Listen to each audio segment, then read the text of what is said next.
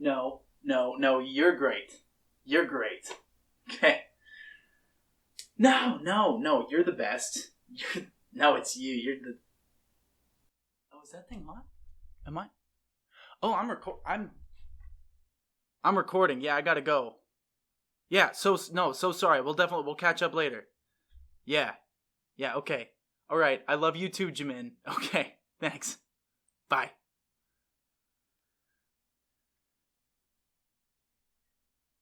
Welcome to my channel.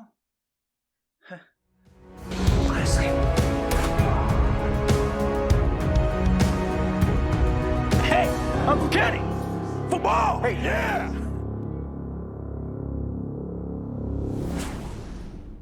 Hi, if you're new here, my name is Cedric. I am an actor, a director, a screenwriter, and a YouTube reactor. We are exploring the BANGTAN universe, BANGTAN. The BANGTAN universe. Together, and it's really fun. We're having a really good time, because it hasn't gotten super heavy and sad yet, which I think is where it's going, so I'm ready to be hurt.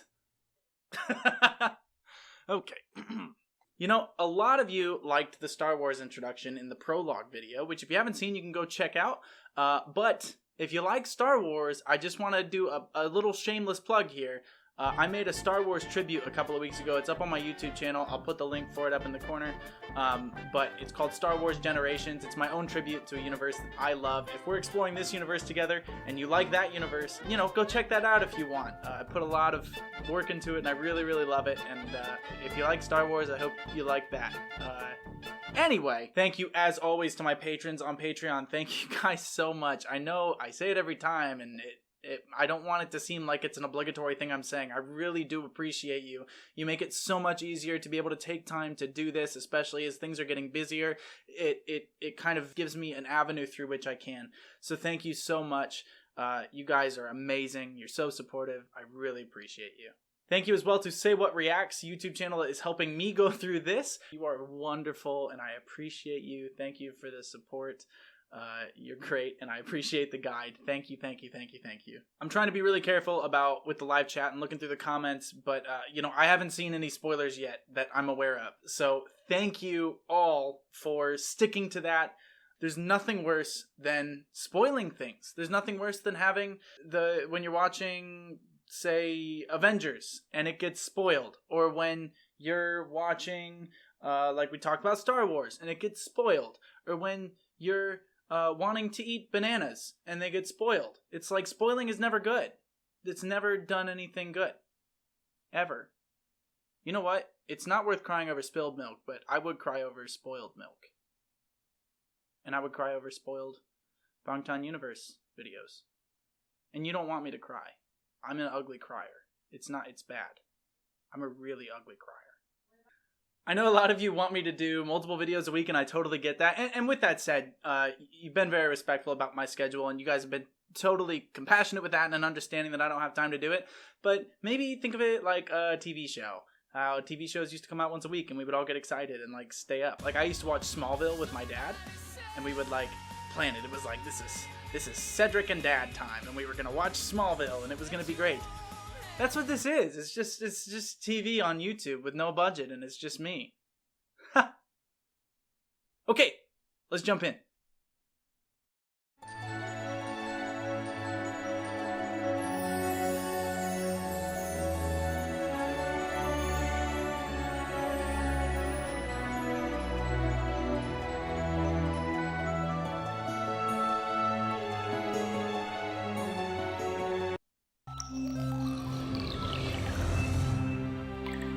Big hit. Entertainment. I guess they changed their name to something, right? I saw that on Twitter. Okay, so the song from Prologue.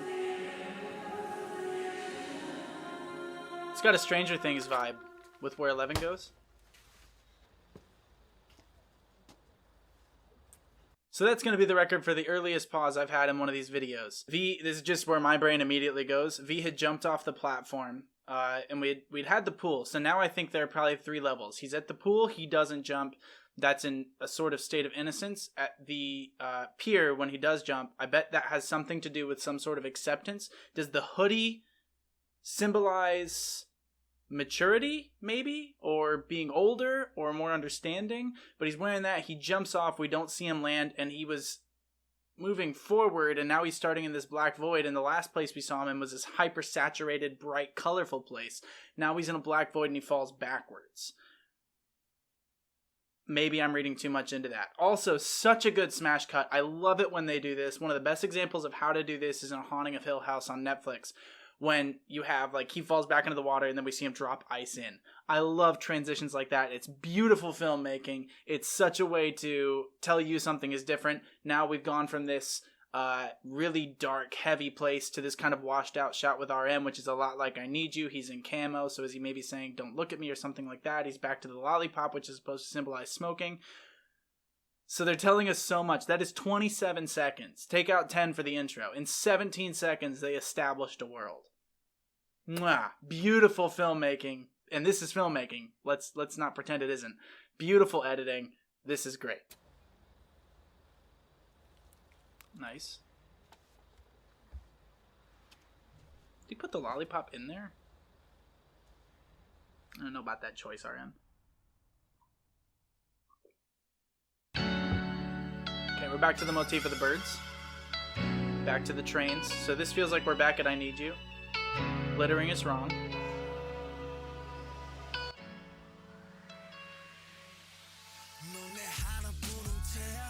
Again.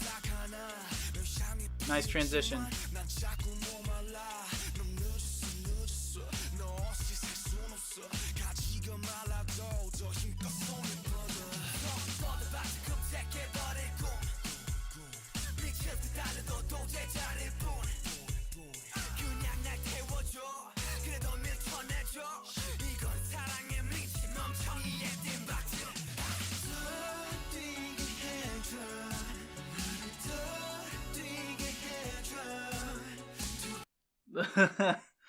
Boy, they are not starting this off slowly. I don't even know if I can remember everything I just saw, but we're back at the trains, which is similar to I Need You. He goes to open the door. Did you notice how blue that was too? That was really interesting. But anyway, opens the door and suddenly we're in some sort of apartment, which is very smoke filled. Feels like a different reality. And I kind of talked about, I think there are probably multiple worlds going on. So we end up in this apartment where they're all hanging out together. They did the same. They did a silhouette spray during prologue in the pool. I think around J-Hope. I think he was asleep. And then was it Jin this time? Was that who they crossed out? I think so. Which was interesting because this time they added a cross out. And then we see V falling back. And before we saw V in like a black space. I don't know, an abyss, if you will. And he fell backward. Now he's still falling backward, but it's more green waters. It's more blue waters. And so are those two different places that he is currently sinking?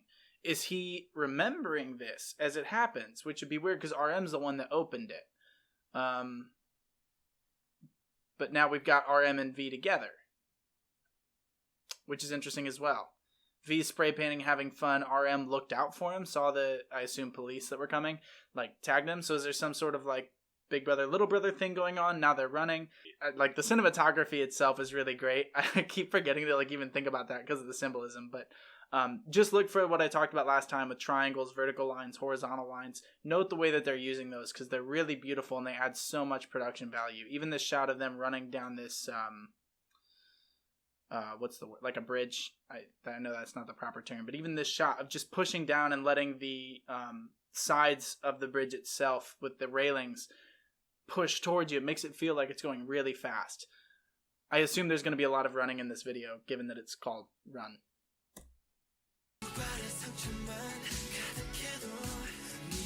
Oh, and House of Cards, right? Which is the song from the credits. Nope. I'm so sorry we're pausing a lot. I'm so sorry.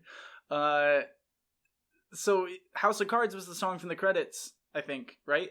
Because someone told me and I thought they meant the show House of Cards. It's the one that samples the French song, which is what I thought it was, which is the song that they use as the kick in Inception, which kind of feeds into my multiple realities theory. But anyway...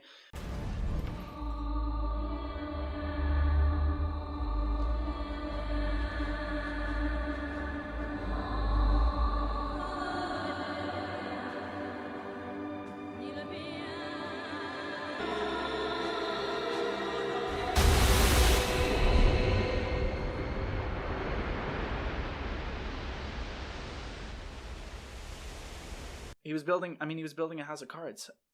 That's gotta be on purpose, right? They're not pretending that. The lighting in that space was really interesting too, because it was really top down.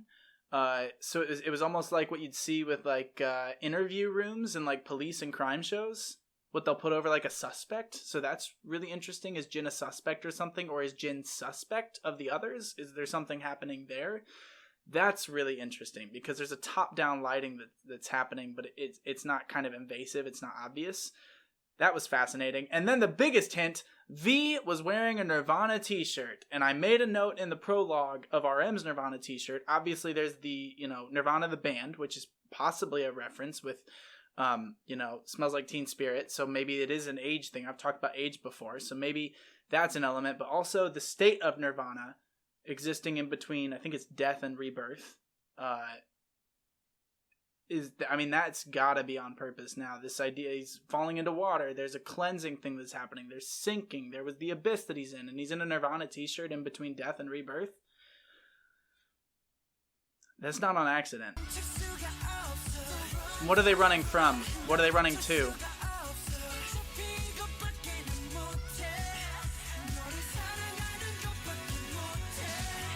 Nice, okay. They got caught, alright. And they're okay with it.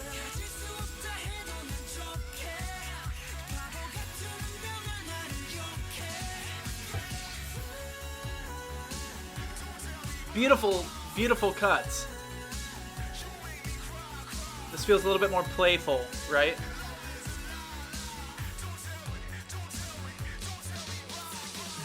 Butterfly.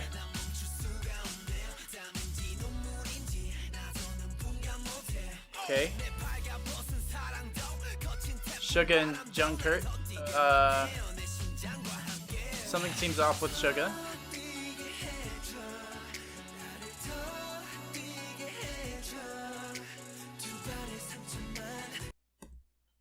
Interesting. So Jungkook did not fight back in I Need You. He just kind of got beat up. But Jungkook didn't fight back in I Need You, and now he is fighting back. Is it because of a familiarity with Suga? Because this doesn't look playful. It looked a little bit playful at first, but now that was like an actual punch thrown by Jungkook, and now Suga's thrown him down. And that's interesting just from a character development standpoint. What's different about this situation? Why is Jungkook kind of got normal hair color and more normal clothes? Suga's in something that's a little bit more... It's just other, like it's not as normal. So is there something interesting happening there? I don't know.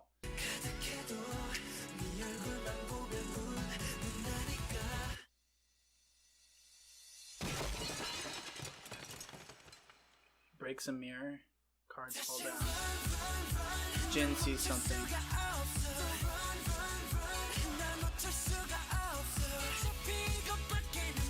He's looking into the camera. Oh, nice Hitchcock zoom. Nice transition between the shots, too. Nice. Nice. That feels like a callback to the golfing with the toy car.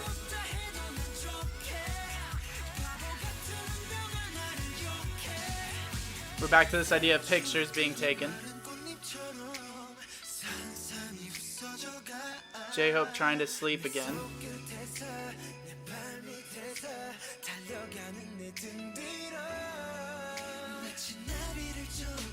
Look at that shot. Beautifully framed.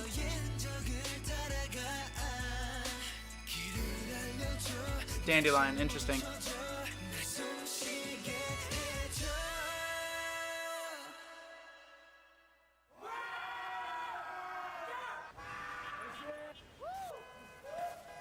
Interesting.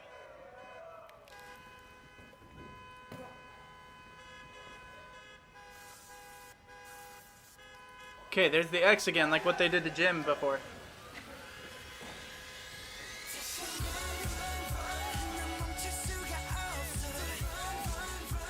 So the truck that was at the pier and at the beach stopped traffic in this tunnel, and they've used... I think the bridges in I Need You were a metaphor for, especially after I watched Prologue, I think the bridges had something to do with connecting two realities or two worlds, right? A bridge, especially over water. Water is kind of a transient thing anyway. And especially since we've used water now to have V fall into it. And of course with, maybe that's an allegory for baptism or something to that effect, but having the bridge over the water. Now there's a tunnel. This tunnel could be underwater. It's certainly long enough. It looks fortified enough to be, I've been in some of these underwater tunnels and it looks like it could be that. Maybe it's not. Maybe I'm reading too much into that. But a tunnel is sort of like an anti-bridge, if you will. A bridge carries you over something. A tunnel would carry you under something. So is this some new way that they're trying to bridge that gap? Why did they all run? Why is, I think Jin's driving after them? Again, Jin has separated himself from the group a lot of times. So what are they running from? Are they running from him or is he protecting them? I wonder what's happening. I don't know. And again, a tunnel too, with like, you hear the classic idea of when you die, you're like in a tunnel and there's like a light at the end of the tunnel. Or even that phrase like, oh, there's a light at the end of the tunnel, right? And are they running to, or are they running from that? I don't know.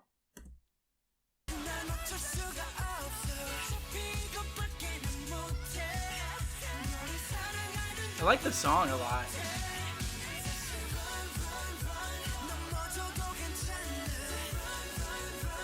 Right, so that's where Jimin was at the beginning, right? Now they're kind of throwing him in. Again, water as a motif.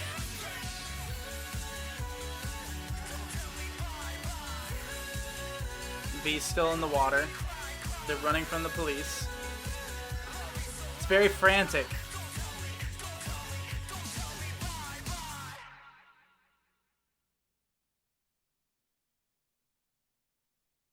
That's just like in I Need You, right? Jungkook walked out in front of it. But this is different. Now they're all walking. He turns. He's smiling. He's aware of it now. And then they close down the aspect ratio and they send me to ask my questions.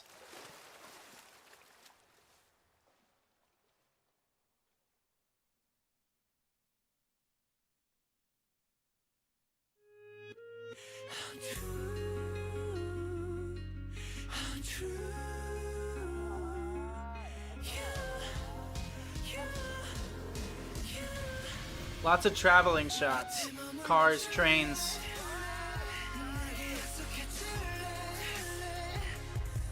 Even using this record player.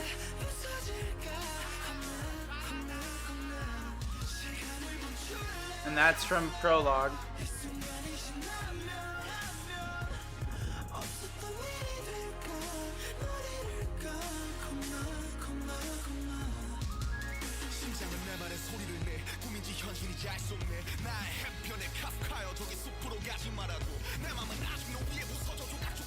The outline kind of looks like the guy from Big Hero 6.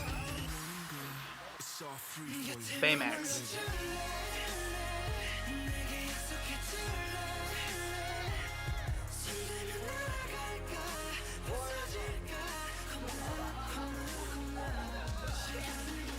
I wonder if there's like behind the scenes stuff that they're using to build the narrative.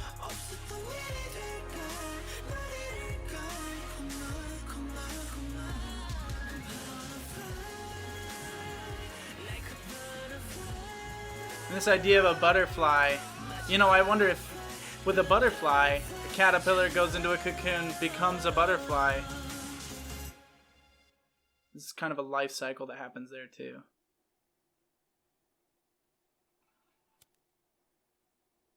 The picture that he burned in the bathtub. This is the second time one of these videos has ended with one of the Polaroids being taken. So that's what he burned in I Need You? Is that what's falling then? Or are those the flower petals that Jin has? Wow. Yeah, that definitely... I don't want to say it answered any questions. I think it pushed me a little bit closer toward, and maybe this is the wrong direction.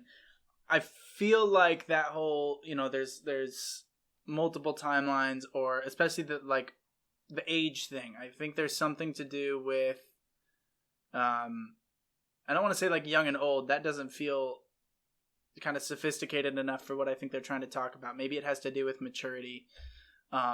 Or kind of awakening into a different realm, and like it's not bad to be asleep. It's not bad to have the innocence of, you know, like youth. But becoming older makes you more aware and opens you up to greater danger or pain. And that's kind of the risk that awareness carries with it. I don't know. But I feel like that pushed the narrative of clear, like V functioning as a moral foil for the rest of them. And Jin, so I think Jin is aware of something that he's not telling the rest, or Jin is somehow separating himself out of necessity from the others. I think it's something that he's doing to either protect them or to, I don't want to say to like elevate himself, but I think that is probably where it's going. Now, how do the others play into it? Becomes a question. Jimin and the drowning motif come back up in this. Jungkook and Suga with the violence, and you got J-Hope laying down in the bed, and the sleeping thing coming back. Who am I missing there? There's a lot of people in this. You got, right, RM feels like a pretty mature character within this world. It feels like he's kind of watching out for V in particular, and then V's kind of the devil's advocate, if you will. He's kind of the one that's kind of running amok.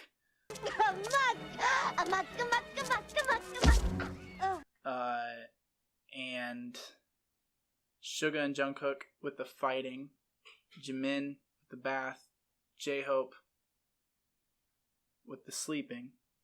So it's interesting to see how they're trying to pull all those different threads both together, but also pull them apart. So it's like they're taking us a step closer to combining the narratives, but also then pulling us 2 steps back. So they're making you ask a lot of questions that they aren't necessarily answering, which is just great storytelling because it makes you want to invest. Like I feel like I'm expecting myself to have all the answers 3 videos into this massively expansive series of videos. So I feel okay with where I'm at. And if I didn't feel okay, you know what I'd tell myself? Say, don't give up, you little piece of trash. On that wholesome note, this has been this reaction. I hope you enjoyed. I'm sure you're amused by my musings and my questions because you know where I'm wrong. Maybe I'm right. I don't know. But I'm sure that it's entertaining to see it kind of go in that direction. So that's all I've really got for you. I'll see you next week. Thank you for your patience. Thank you for your understanding. Thank you for your support. Thank you for the information you share with me. You're just all great. Thanks for being here. Brahe. I'll see you next time.